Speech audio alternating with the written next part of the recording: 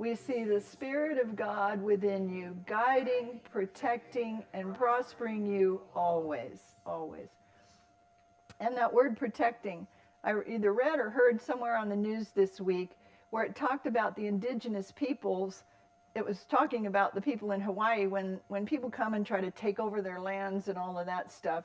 They had a consciousness of protecting their land, not protesting. And that's a word we can use in terms of protecting our democracy, not protesting against everything, because that creates an animosity and a resistance versus preserving and protecting our democracy. So that's our word this week. We're protecting and preserving our democracy. I like that idea. Let's have that in our consciousness. Then, as I said, thank you, Rick and Ava, for the joke book. This is a good one. We're coming into the wedding season, aren't we? Now there's more weddings in October, though, than June. There's no more June brides. It's October's the perfect time to vacation anywhere in the world and the perfect time for a wedding. But during the wedding rehearsal, the groom approached the priest with an unusual offer. He said, look, I'll give you $100 if you'll change the wedding vows. When you get to the part where I'm to promise to love, honor, and obey and forsake all others, be faithful to her forever, I'd appreciate it if you'd just leave that part out. He slipped the priest the cash and walked away. The wedding day arrived, and when it came time for the groom's vows, the priest looked the young man in the eye and said, will you promise to prostrate yourself before her, obey her every command and wish, serve her breakfast in bed every morning of your life, and swear eternally before God and your lovely wife that you will not ever even look at another woman as long as you both shall live? The groom gulped and looked around and then said in a tiny voice, I do. After the ceremony, the groom pulled the priest aside and hissed, I thought we had a deal. The priest slipped the $100 back to the young man and whispered, the bride's father made me a better offer. Pretty cute, huh? Yay. That's thinking ahead. Thank you, Daddy. Thank you, Daddy. Doorways to God consciousness, assimilation. All of our Easter series has been about expanding our understanding, our awareness, and our consciousness of the Christ Spirit within us. And so this week we're talking about assimilation, which is the time in the tomb, the 3 days in the tomb. We'll say more about that in a minute. There's no record that Jesus ever said to the sick who came to him that continued suffering would develop in them greater spiritual values. He didn't say to the leopard, your disease is the result of wrong thinking, and I can't heal you because if I do, you'll continue in that wrong thinking and just remanifest your disease again. He only said in essence, wilt thou be made whole? Are you willing to get well? Well then, be made clean. Just that simple. He didn't say to anyone who came for him for deliverance from suffering, yes, I'll heal you. But the healing will not happen for several months or years just to test your faith. Nor did he say to anyone, well, it's true, I heal a lot of people, but oops, it's not in your destiny for me to do that. You'll have to just find another way. He didn't let people go hungry, saying they should have planned ahead and brought food when he fed the 5,000, right? When Peter lacked money to pay the tax collector, he didn't say, Peter, the gift of God is spiritual substance and abundance. Don't ask for dollars. God has nothing to do with dollars. He didn't do that. He instantly supplied what was needed. When the widow followed the funeral bier for her dead son, he didn't comfort her with platitudes. She wanted her son back, and he gave her what she wanted. Jesus came to show us the universal Christ consciousness, which he called Father. He taught mastery, this is where the slides start. He taught mastery over every seeming negative can be achieved by coming into living and vital connection with the Father, with the universal Christ consciousness. Mastery over every condition, think about that. He proved over and over that God is a very present help, all-powerful, omnipotent, all-knowing, omniscient. He taught the kingdom of heaven is at hand. He taught two things. The kingdom of God is within. The kingdom of heaven is at hand. So the universal Christ consciousness is within, and the manifestation of that is at hand, is present everywhere around you. He taught the kingdom of heaven is at hand, only our eyes are so often held by appearances that we do not see it. Some have argued that Jesus meant that everything could be perfect only in a spiritual afterlife. But the people who followed him were not interested in an afterlife. They wanted food for their stomachs now. They wanted money for their rent now. They wanted healing for their bodies now, not at some future time. And the truth is, Jesus gave them physical health for sickness. He gave them life where there had been death to their souls in some way. He gave them power and courage where they had weakness and fear. And he gave joy for sorrow. Think about that now with all the emotions running around on the planet.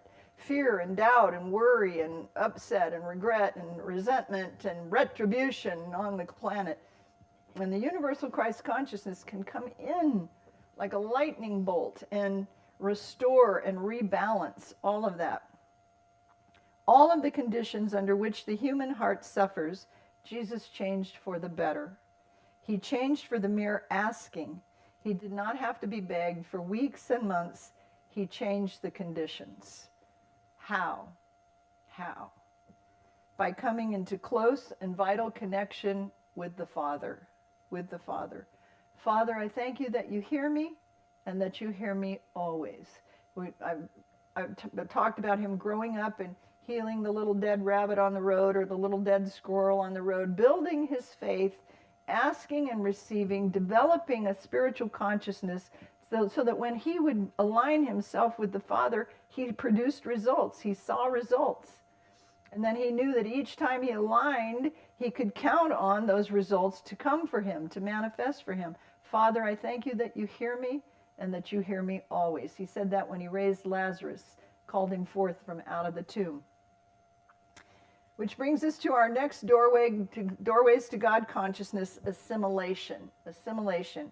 In our Easter series, Doorways, I've invited you to do a series of things. We started with Jesus cleansing the temple. Remember, he went in with the whips and cords and said, you won't make my house, my place a place of merchandise, but a place of prayer.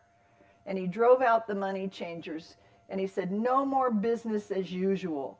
So that symbolizes release. And we said, I give up so I can rise up. I give up whatever is binding me, whatever limitation I'm living in, whatever fear, doubt, and worry. I'm going to give it up so I can rise up. Then the next week we looked at awakening, where he raised Lazarus from the dead. I awaken the life force within me. You've cleansed everything out of you that's limiting you or holding you back. And that leaves a space to awaken fully to that God consciousness. And then you think you're the one doing it sometimes. So you get into the garden with surrender. Not my will, but thine be done. I release all that's not the highest expression of the Christ self within me. And this week, the tomb, assimilation. I am one with the Christ of God. I am one with God as, and then you fill in the blank, as love, as peace, as prosperity. That assimilation, assimilating, you've released, you've awakened, you've surrendered, and now you're tucked away in that one-on-one space in the silence of God, and you're saying yes to your new life and letting it form in you. Assimilation takes place in the tomb experience. It's a symbolic 3 days that is a time of deep transformation. Rocco Errico, in his work, said in his book, Let There Be Light, we have made darkness and aloneness represent evil and disaster, right?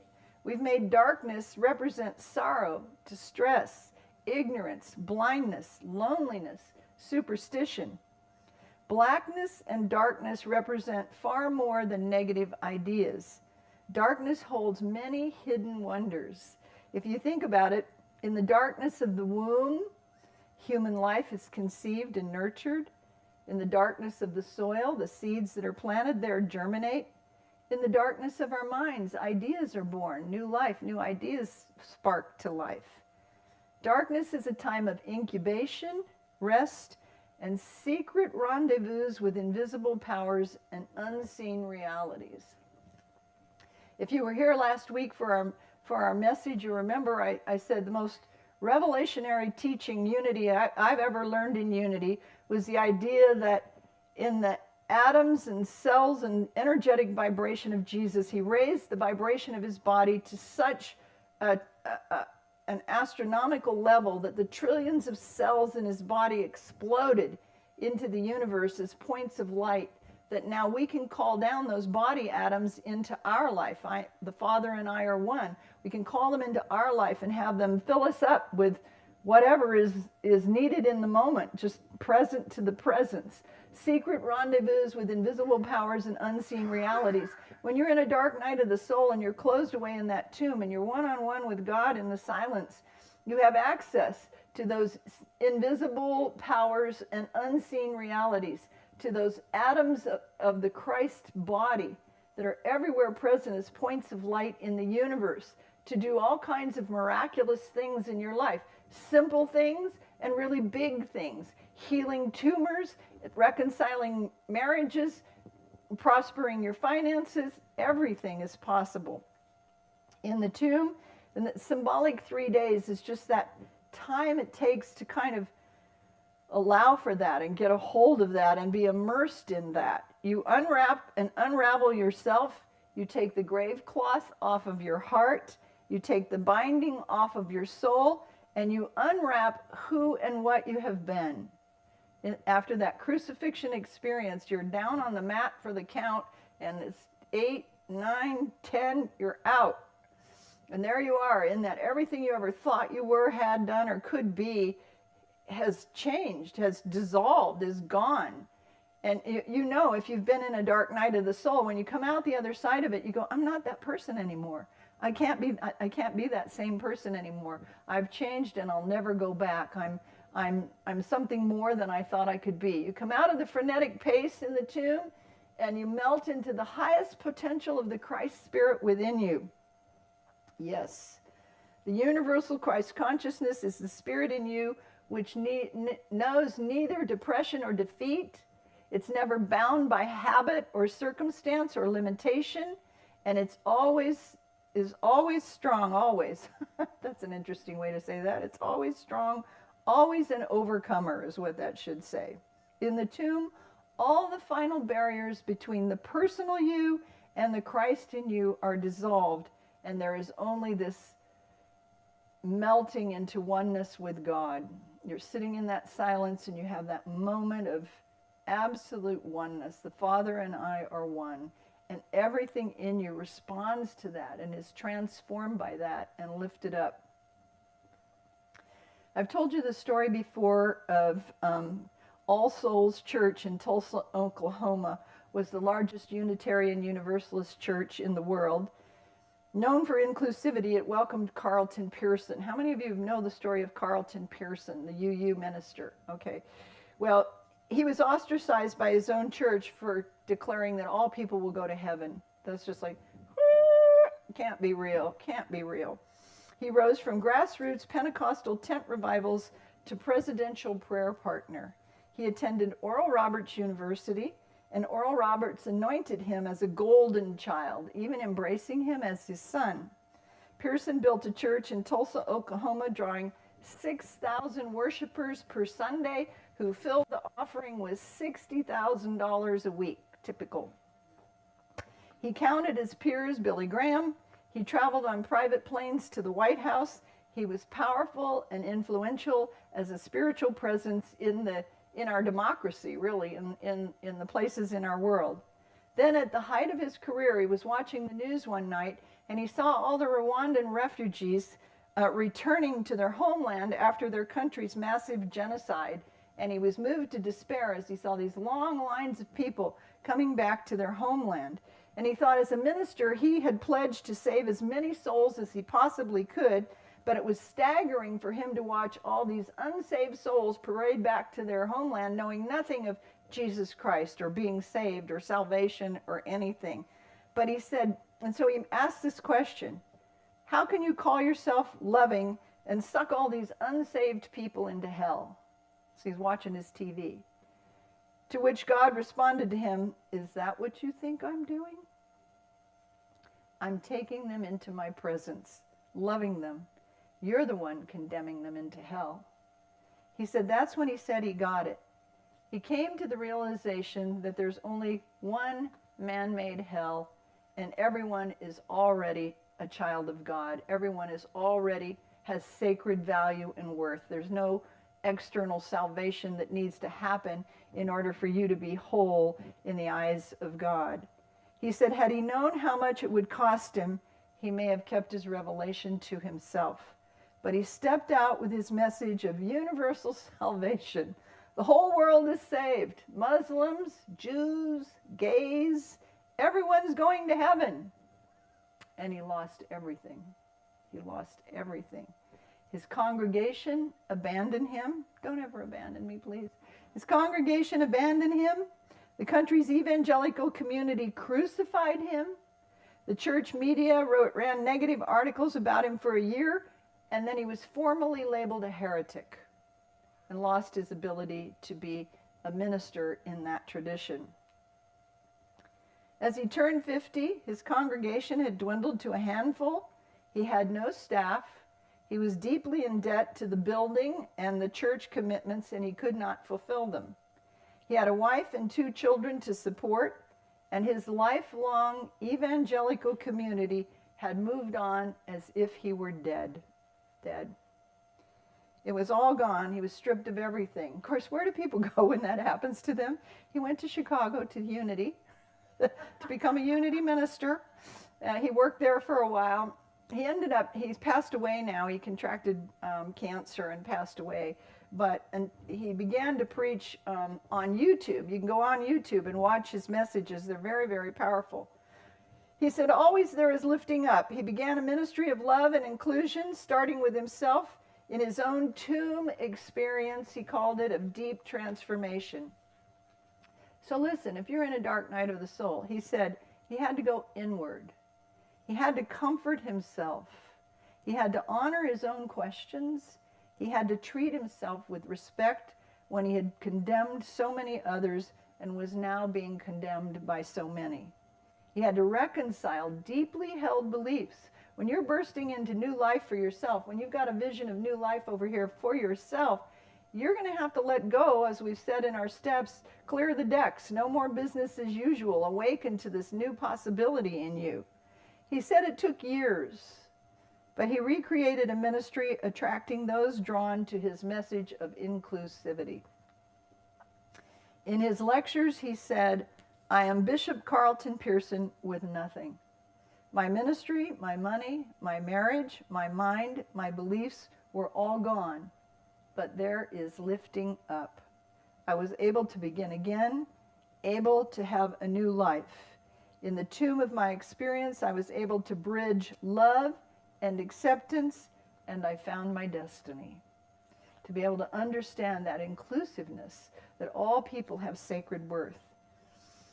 So in the tomb of any experience, it says here in your life, all negativity is burned up and the purified you comes forth.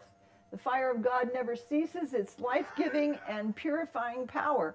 So you're closed away in this, you're in the dark night of a soul, a divorce, a cancer diagnosis, a bankruptcy, and you feel like you're the only one that can understand what's happening to you. And that's because God has you closed away in this embrace of, okay, come in and sit down. Recess is over. Come in and sit down in the school of life, the spiritual school of life. This is the truth of who you are. We're going to purify and clean up all this stuff. We're going to dust behind your ears and send you out into a whole new life, into a whole new way of being. In the tomb, immaturity grows into wisdom. You become wise with the wisdom of the Christ mind because you're cleared and there's room for infinite intelligence to come in. In the tomb, irresponsibility becomes obedient to respect. Chaos responds to order. Impetuousness surrenders to poise. Balance. Willfulness transforms through understanding, and chaos responds to order. Impetuousness surrenders to poise and balance. Willfulness, my way or the highway. I've got to have it this way. This is the way I've always thought. This is the way it's always been. Willfulness transforms through understanding of a higher way. Anger is dissolved into mercy. Resentment gives way to forgiveness. Lack is supplied with plenty. Inferiority meets esteem. Hurt is embraced with love. And even Carlton Pearson's bigotry and hatred were absorbed into inclusiveness, into greater understanding. In the tomb, the clear, unclouded mind of Christ dominates your thinking, and it allows new inspiration to flow steadily into you. Because you're just like an embryo. You're just like a newborn that's just ready to absorb. You're in that presence of God, and everything is love. Everything is cleansing and purifying in your life. Old mistaken beliefs are dissolved away, and your life is being remade. In the tomb, God's Spirit gives you the courage and the strength you need to rise up and to press forward with our steps, releasing, awakening, surrender, and then in the tomb, assimilation. You're raising yourself above mistaken beliefs. I don't know about you, but sometimes I look back on my life and I think I was so sure of certain things. I just thought I was just so sure I knew it. I don't say I knew it all, but I just knew that this was the right way. This was right. And I look back now and I go, what was I thinking? I mean, that's just so immature or so not right or so not real. I can remember lately conversations with my now deceased husband floating through my head where he'd say, Cherie, you know, it's this or it's that. It's not necessarily this. He'd always choice close me. You know, you can do this or you can do that. And I'm thinking, he was right a lot more than I gave him credit for, you know. By prayerfully affirming our steps, I give up so I can rise up. I awaken to the life force within me.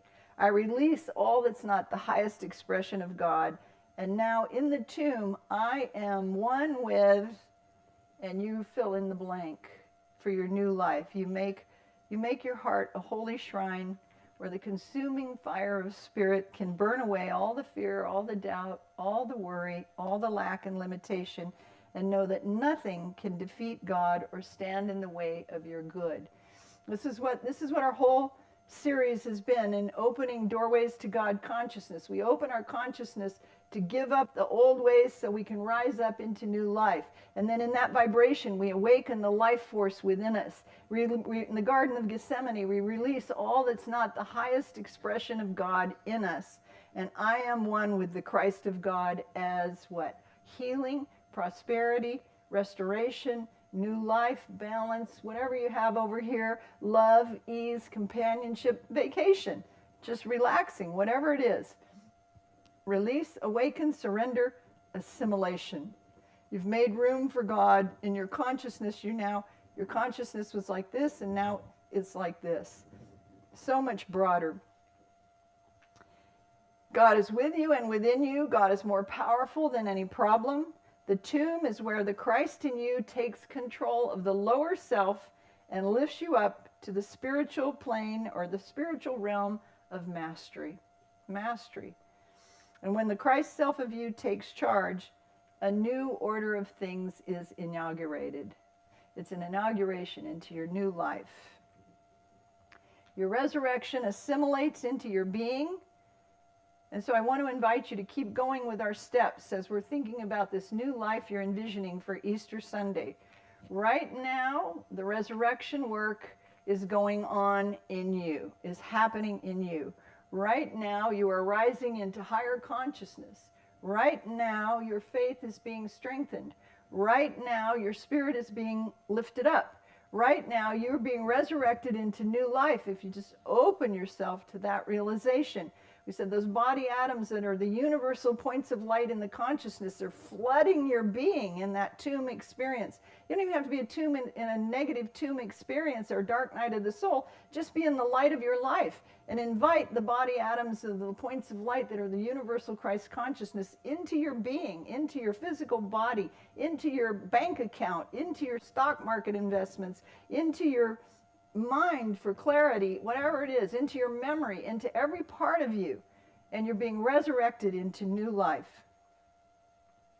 Last slide. I give up so I can rise up. I awaken to the life force within me. I release all that is not the highest expression of God within me. I am one with the Christ of God. I assimilate that into my body.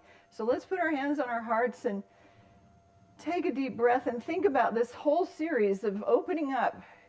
You're here for your spiritual life. You're here to nourish your spirit. You're here for companionship and community and friendship. You're here because you're lifelong learners, right? And these are whole new ideas that we want to assimilate, walk out into the parking lot and be more than we ever were before. How? Because let's affirm together. I give up so I can rise up.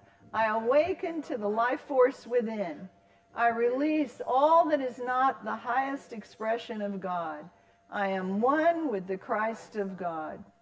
That's the universal Christ consciousness that is omnipresent, everywhere present, omnipotent, all-powerful, omniscient, all-knowing, and we're swimming in its sea. We're swimming in its sea. Not my will, but thine be done, until thy will and mine are one. And we are all now one with this divine idea of God as whatever your vision for your new life is. Just hold it in your mind's eye, tuck yourself away with it, and allow that Spirit of God to resurrect that in you and in your life. Okay, let's take it into prayer for a moment. We'll seal it in some prayer here.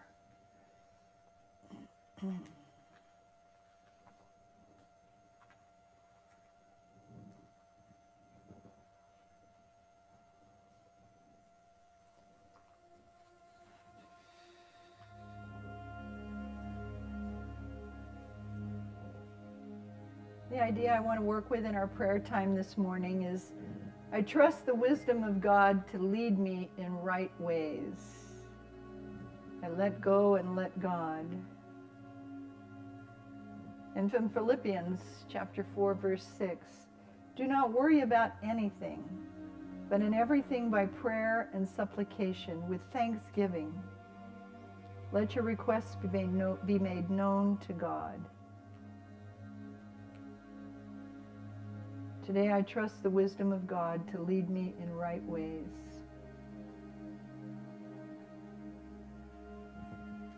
Today I trust the wisdom of God to lead me in right ways.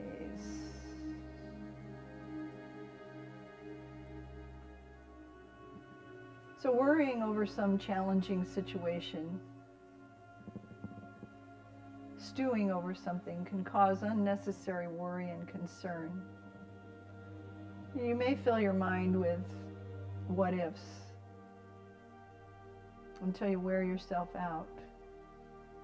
I'm so grateful for our time here each Sunday. For a few moments each week, we come into the presence together as a powerful spiritual community of united and collective consciousness.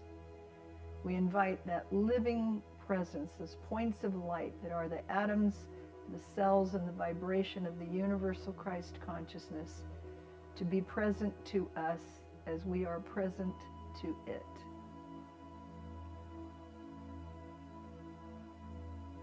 And we trust it. I trust in the wisdom of God to lead me in right ways. This is the affirmation we'll work with today. I trust in the wisdom of God to lead me in right ways. Let's affirm it. I trust in the wisdom of God to lead me in right ways. Now in that tomb experience, instead of forcing solutions, we just turn to God within. We let go and let God.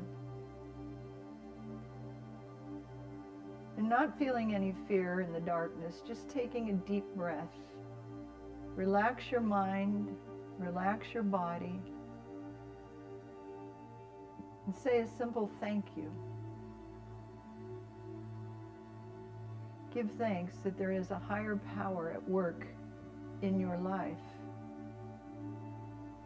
It's guiding you, it's leading you in right ways.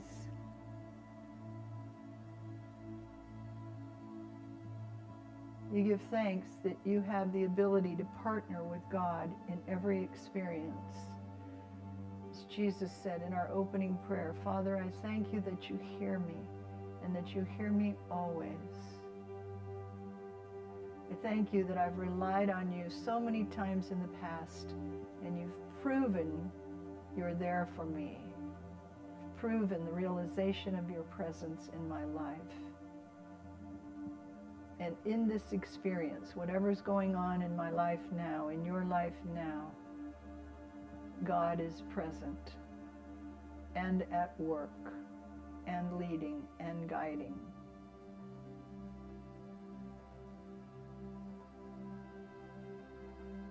And as we sang in our song, if it's not good, he's not done with it yet. There's a turning time. All things have a rhythm and a season. To everything there is a season. And so if we're in a waiting period, we wait with patience and with faith. And most importantly, you wait with expectation of good. Expectancy of right outcomes.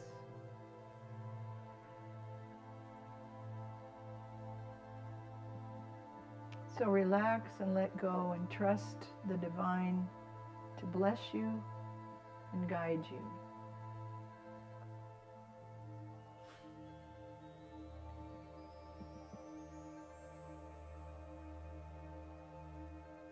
You rise up into greater understanding. You rise up into greater love. You rise up into greater thankfulness.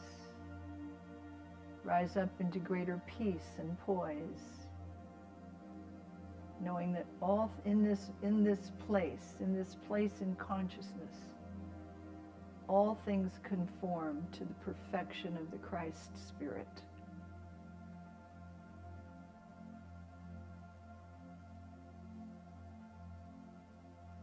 I let go and let God. Would you affirm it with me? I let go and let God.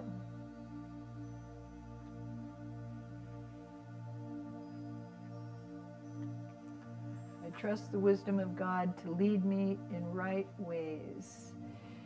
We let our attention turn for a moment to all those who have asked for prayer from this ministry, to the names and prayer requests in our prayer chest in this sanctuary, to your loved ones and your family, to those closest to you, as we pray for your children and your grandchildren and your great-grand loves. We know that same ability to be tucked away one-on-one in the silence of God is available to them, and they can feel God's presence. They can feel God's assurance and power. And they can trust in that reality.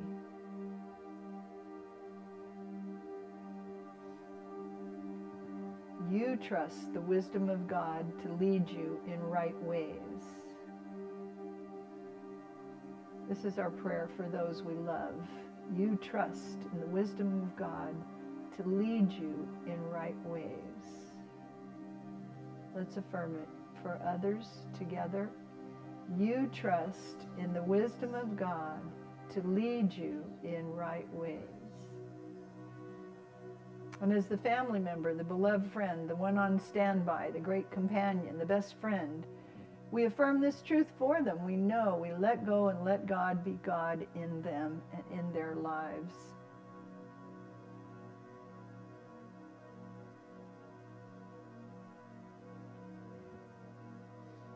Do not worry about anything, but in everything by prayer and supplication, with thanksgiving, let your requests be made known to God.